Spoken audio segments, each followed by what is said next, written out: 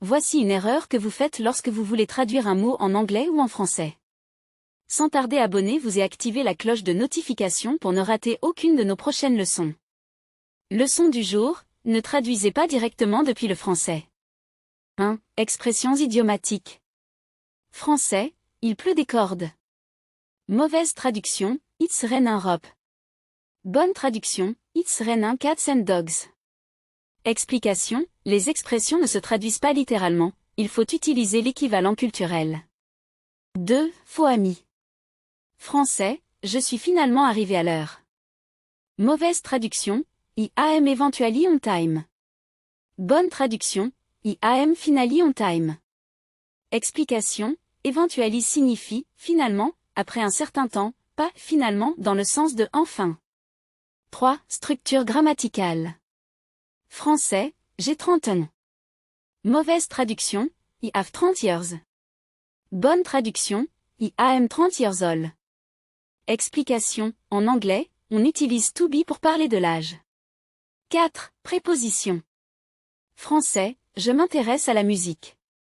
Mauvaise traduction, I am interested by music. Bonne traduction, I am interested in music. Explication, en anglais, c'est interested in, et non by. 5. Ordre des mots. Français, sais-tu où est la banque?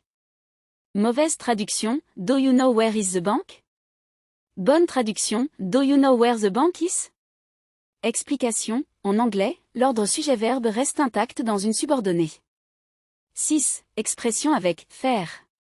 Français, je fais du vélo tous les jours. Mauvaise traduction, I do bike every day.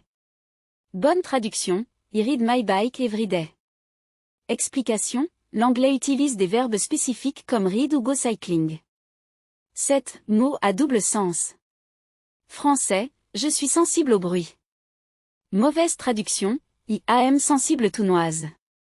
Bonne traduction, I am sensitive to noise. Explication, sensible en anglais signifie raisonnable et non sensible. 8. Question directe. Français, quelle heure est-il? Mauvaise traduction, which hour is it? Bonne traduction, what time is it? Explication, en anglais, on utilise what time pour demander l'heure, pas which hour. 9. Verbes pronominaux.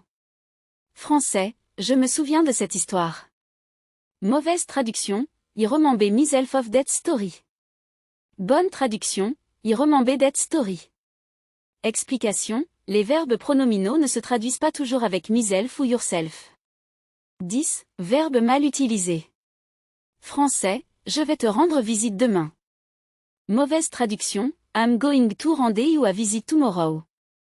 Bonne traduction, I'm going to visit you tomorrow. Explication, en anglais, to visit est le verbe approprié, pas to rendre.